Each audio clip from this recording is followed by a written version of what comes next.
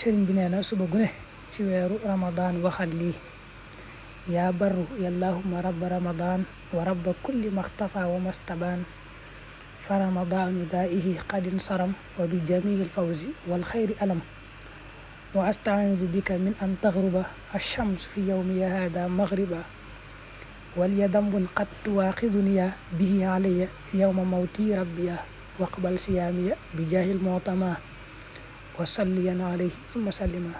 saa yoo dëggee nag nga wax lii: hamdan liman a'anani fa sumtu wa saaqa li rizqan bihi aftartu falaka wahdaka ilahi sumtu thumma bi qudratika qad aftartu falighfiran jami'a ma qaddamtu ya ghafira dhanbi wa ma akhartu wa kullama asrartu aw a'lantu wa kullama alimtu aw jahiltu anta ilahi la ilaha illa anta qini adabaka almujalla yawma alqiyamati bi jahi almustafa wa salliyan alayhi thumma sharrifa.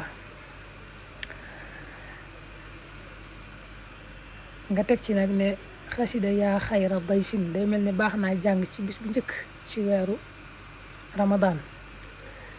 yaa dal busharaat yi baax naa jàng ci bis ba mujj ci weeru ramadan, ndax ni ñuy waxee ne nettali boo suñu alxaaji Mbàkke indi ne Sëriñ Tuubaa mas na wax Mahmoud Fall mu jàng yaa xayra dayfin. ba mu ko jàngee ba noppi mu ne ko jàngal mbokkam yaa dal busharaat yi. ba mu ko jàngee ba noppi mu ne yaari xasida yi ci géej gi laa leen wooyee. bu njëkk bi ba ma gisee terutal weeru koor laa ko wax, ñaareel bi ba mu jeexee laa ko wax.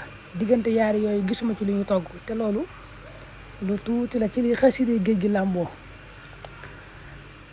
nga xam ne kon bu weeru feeñee rek day mel ne jàng yaa xayra dayfin moom baax na lool.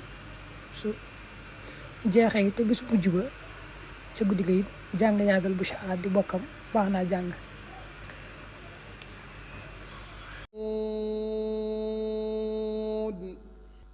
والقلم وما يسطرون. mbokk jullit yi asalaamaaleykum wa rahmatullah. gannaaw ba mu amalee jongante bi mu baaxoo def tuddee ko yaatal mbindum alxuraan, compagnie Serigne Seck Sénégal C3S mi ngi leen di yëgal ne dina amal cérémonie de remise des prix fukki fan ci weeru avril 2022 ci Grand Théâtre di bés bi muy génnee résultat yi bàyyeekoo ci jongante boobule bés nag C3S mu ngi ko tuddee Serigne Ndam Abdourahmane Lo di kilifa gu mag di ku nu ràññee ci tollu lislam bi bokkoon ci mag ñi àndoon ak Serigne Touba Xaadimu Rasuul. invité d'honneur bi di waa kër Serigne Mor Diop nekkoon jàngalekatu alxuraan bu mag ca Ndar. lauréat bi